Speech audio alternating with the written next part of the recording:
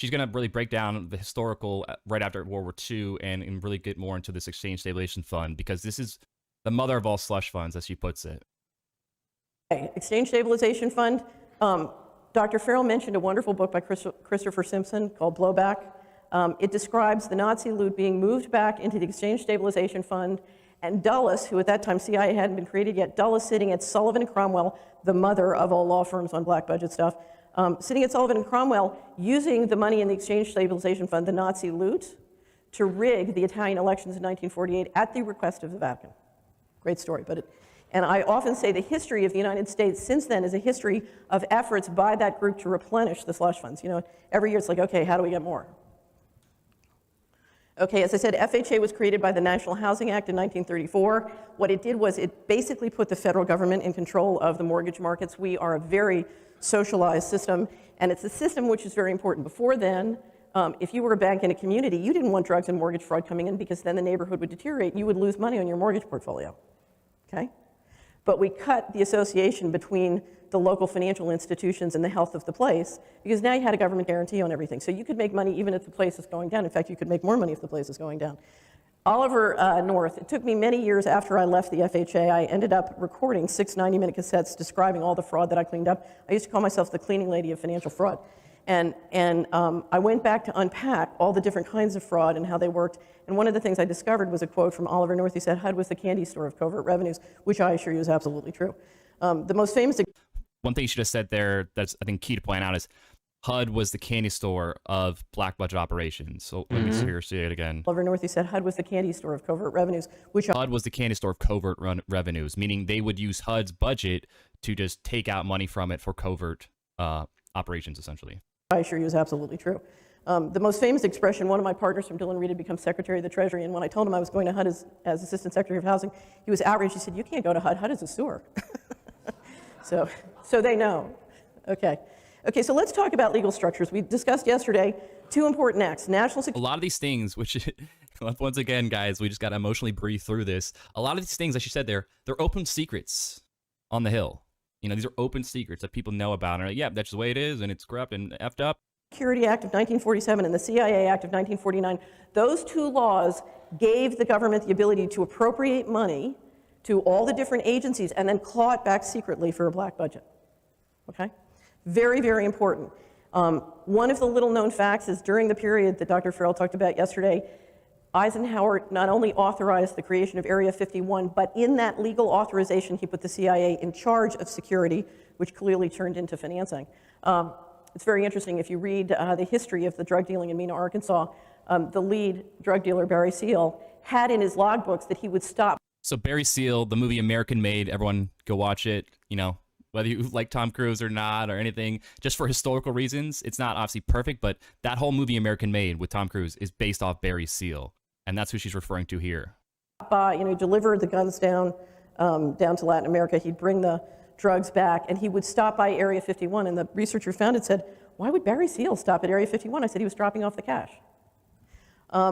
Okay, so again, we see the CIA getting into the business of providing security and financing for these black budget operations. Okay, now here's a very little known but unbelievably important fact. When Reagan and Bush got elected, the deal that George H.W. Bush had made was that he would control the National Security Council and Enforcement and Intelligence. He had been the head of the CIA, remember, when he became vice president. So we made the head of the secret, but when everybody always says, oh, well, Putin was in charge of the KGB, I said, wait a minute, we made the head of the secret police the president long ago. I mean, this is a pattern.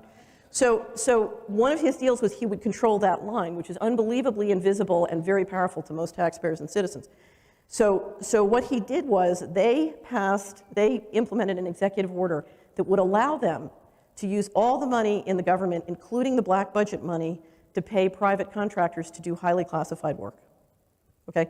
Now what you're talking about is creating a mechanism that can borrow an infinite amount of money globally, okay, and deliver all of that money to private corporations on a non-transparent basis to deal with the most powerful. So what she's saying here, as I skip this ad, is a key point that, and this is something that's key within ufology in general, is how do we not get access to a lot of things? How does the FOIA request not work? It's because they're giving these contracts to private corporations, which are not privy, or FOIA does not affect private corporations, right? So this is, you start to see all the ways they can get around this stuff not being made to the public, and the public knowing about it. Valuable technology in the world. Now, what do you think is going to happen?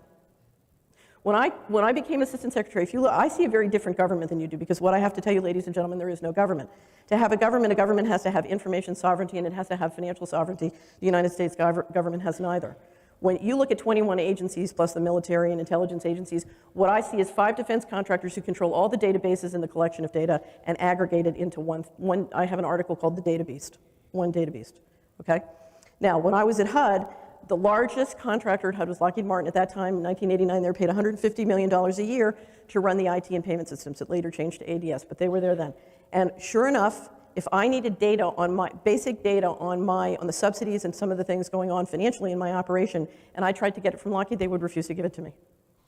I went back in several years later. Our company was hired on competitive contract to be the lead financial advisor. Same thing happened. Tried to get the core data I needed from Lockheed Martin. They wouldn't give it to me. Okay? So as assistant secretary, I didn't have the power to get the most basic data from Lockheed Martin about an operation which I'm legally responsible for. Okay, and that was 1989. You can imagine what it's like now. Imagine what it's like now. Okay, so did you catch what she's saying there? You know, like, she's in charge of this when she's at HUD in particular, especially, and they're not even giving access to things that she's supposed to be running, right? It's like saying, oh, go run this company, and then your accountant's saying, no, I'm not going to show you the books on how to run the company and run your restaurant. And you're going, what are you talking about, man? Like, how am I supposed to understand the revenue expenses? How am I supposed to create like, what? I don't have access to my own books, essentially. And once I said earlier, like, Lockheed Martin is in charge of the information and processing payments, right? And once again, like, we're not going to expect a little bit of conflict, maybe. Like, what? Nope, not at all. You know, what's funny is when she said, so FOIA, when you're talking about corporate or private corporations and FOIA does not extend to them, just look at, there's a book called Surveillance Valley talking about Silicon Valley, but it's basically the birth of the internet. But it goes through a really rigorous history of DARPA as being the, basically the civilian side of the Pentagon that chooses, basically they choose what kind of technologies and programs the Pentagon will need, but then they consistently outsource it. So it's not done with military. They outsource it to universities and private labs. Yeah. And it also, that book really does a great job. It's basically talking about the birth of the internet and what the internet really is. And I still, as much as everybody uses the internet, I still think a small fraction of people even understand what the internet truly is. So I would highly encourage people to go check out both that book, Surveillance Valley, and what Catherine Austin Fitts just said there. I actually, while we were watching that clip, I went and I bought the audio book for Blowback, that book that she was talking about, that the subtitle to that is so it's by Chalmers Johnson. It's The Costs and Consequences of American Empire. So Blowback. And that's the thing. Like, there's so much good material out there. Start diving deep. And stuff, and she'll say this, and stuff that's not fringe. Like, you don't have to, like, you can take your most skeptical family member or friend and go, hey, this is public knowledge. This is not me coming at you from any fringe angle. This is like, you can go look at it yourself. That's why also I love this stuff so much, because if we need more people to be involved in helping, overall transparency and accountability and changing the way these things are designed and people in charge, et cetera, we can't do it alone.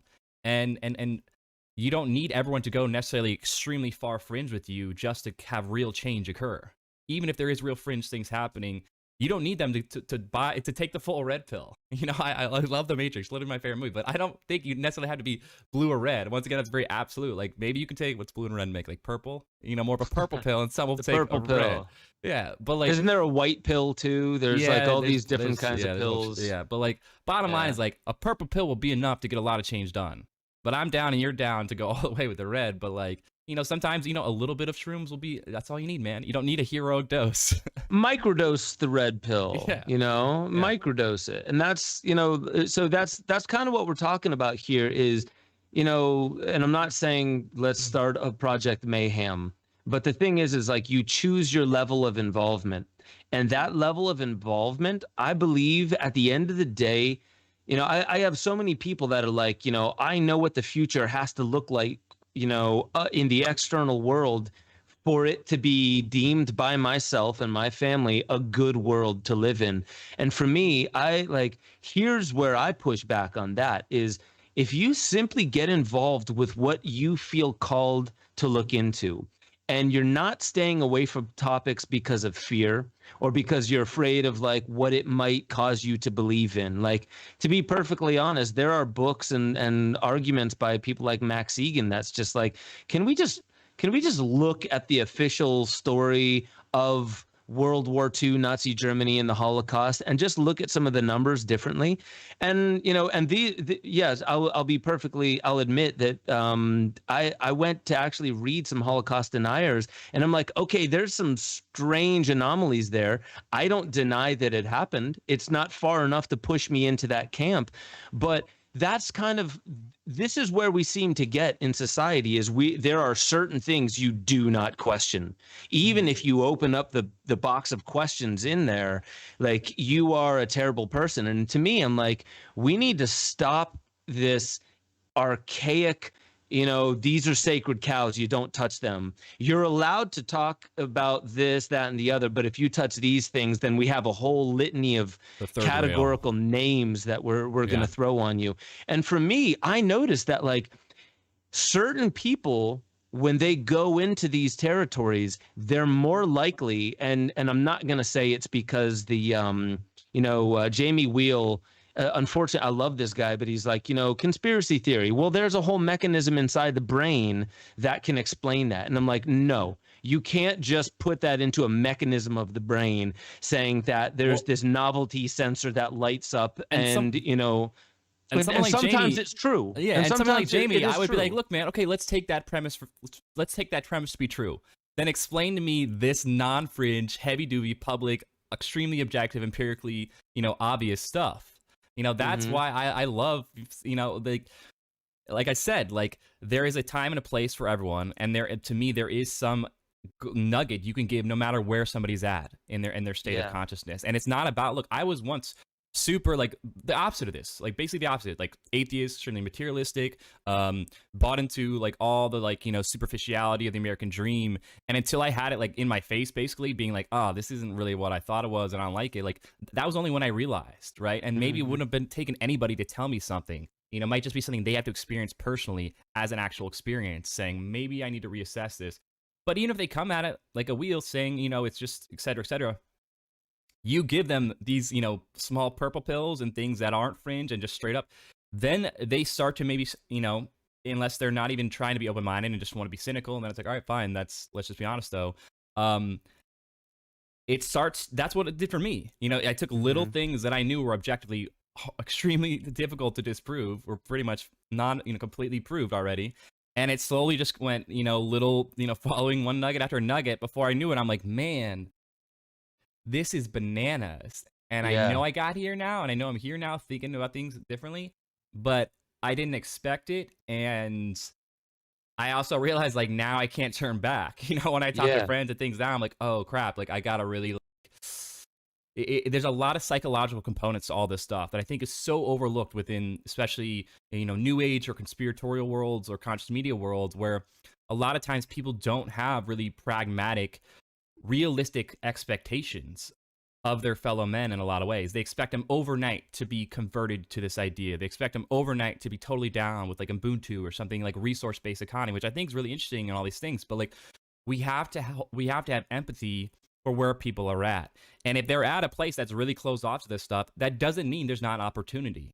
There is. And this is a perfect point in case to maybe start somebody by saying like, look, just look at that. I'm not here to judge, You're right. And there is this overnight, I want it now type of thing. And like, stereotypes don't come from nowhere. If you're talking about the conspiracy theory camp, for the most part, you will get more people who are bug-eyed, who are like, this is urgent, right? There's this idea of urgency, and there's so much at stake. And this is true. Right. This is definitely true. When you start looking at these things. Yeah. But the thing is when I started going down the conspiracy rabbit hole, the one thing that was always in my mind was, Ben, spiritually, what are you becoming? What are Mm, you becoming? Are you becoming the Chicken Little? Because let's not deny there are the Chicken Littles out there who it's always, the sky is always falling. The only thing that ever comes out of their mouth is the muggles are asleep and only a yeah. few people like me actually aware of what's going on. And I'm like, what are you becoming when you become that? So the reason why I dig the purple pill when you start talking about that is it's at least you are willing to entertain the bridge that gaps the two seemingly disparate worlds. And Right. once you're willing to entertain it, if you can keep contact with, but who am I? Who am I willing to become because of information online that the same people will say, man, you need to get rid of your technology. There's algorithms and AI. There's just disinformation campaigns. It's here to turn you into a nervous wreck. And I'm like, yeah. So where's that filter that you have that's like, you know what? I will look at everything that's going on in the world and the deepest and the darkest of the stuff, but who will I allow myself to become?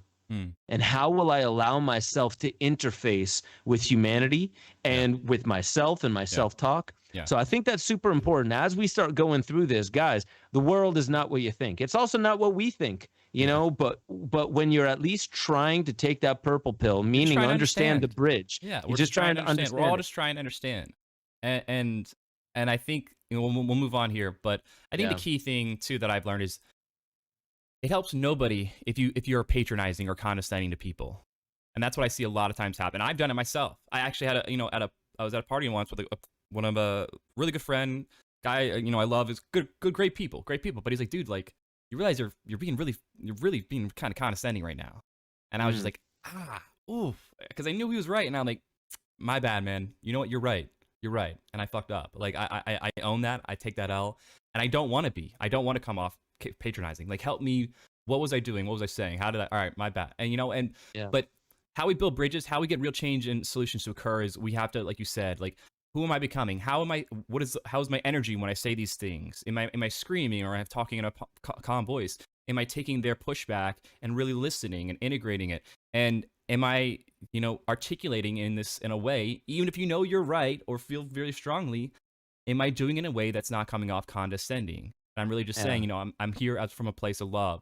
And people, they pick up on this, and they will work with you and want to come with you more if you give them that kind of, emotionality and energy when you present these things. So You're that totally right. is really and critical. and we want to hop on, and I just want to mention one other thing. Like, when you're right about stuff that you've read and a logical thesis that you've put together, you can be right about your thesis and completely off when it comes to what are the common denominators of conversation.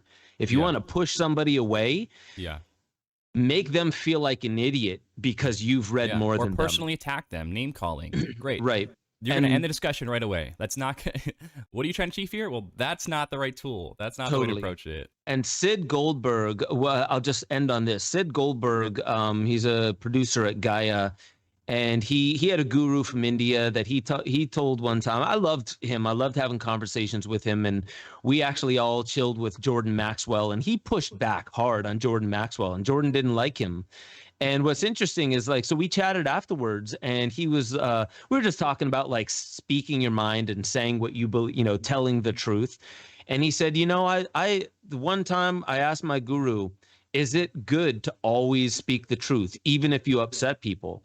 And he was probably thinking, like, I know when I'm right, and I know when I'll upset people by saying what I know is right. And his guru said, tell the truth. Is it good to tell the truth? Assuming you know what truth is.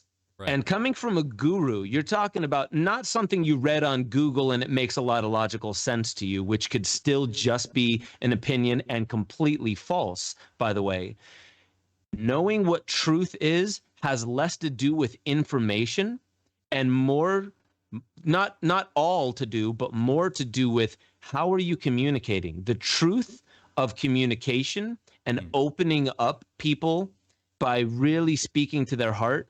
There's more truth in that than rattling off something that you read in Google or in a book or something like that verbatim. There's more truth in the way you say things sometimes than the what you're saying. So with that being said, let's just dive back in. For sure. So she's continuing now to break down the legal structure of the black budget. I'm going to talk later about the sort of coup de grace of turning the financial system into something that's a very integrated basis. In the second Bush administration, the National Security Council was given a waiver power to waive the requirements for corporations doing government business to report their earnings according to SEC laws. Okay? So all of the defense contractors, for example, could continue to operate in the stock market, in the bond market, in all the securities markets, and didn't have to have their financial statements be accurate. And I think she'll go dive deeper into this, but this is just another way where you start to see this obvious conflict of interest and basically just the fact that they're waiving SEC requirements. Like, you know, they're waiving all these things that are how we keep accountability and transparency on private corporations. They're doing it, you know, with this SEC waiving. They did it another way where she talked about where, you know, they can't get transparency in the books. And she'll go into it more, and she talks about it more in depth with Dolan. But this is a critical thing for people to understand. Like, why don't we know where the money's going? Because we're literally not allowed to see where it's going. We're literally getting it blacked out. We're literally like, why can't we audit them? Because they're literally not showing us the books, essentially. And it just makes you go, okay, well, we should probably fix that first before we're ever going to really know what's going on. But we're asking the wolf in the henhouse to fix it, right? You know, you're asking people who don't want to give up power to give up power in a lot of ways. So we don't have to ask. Yeah. I mean, we basically got to say, look, this is happening, whether you like it or not. We're passing, you know, massive referendum or legislation as a people. We're voting on this through popular referendum. Like, there's various solutions we can talk about how to get it implemented. But whatever approach we take, like, that is the key thing we got to fix. It's a major key thing for sure.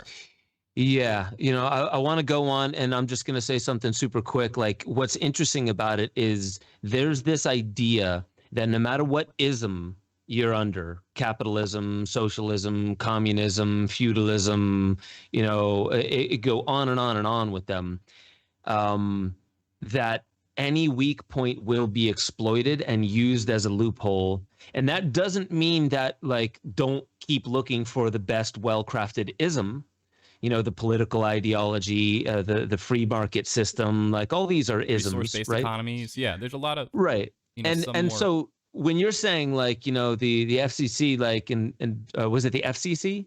SEC, Security Exchange Commission. SEC, yeah. So that all these things that are put in place for accountability are being tested. Not even like their strength being tested. They're outright being ignored in some cases, probably with some half-baked excuse that just gets pushed off. And you're like, where's the accountability on that? Yeah.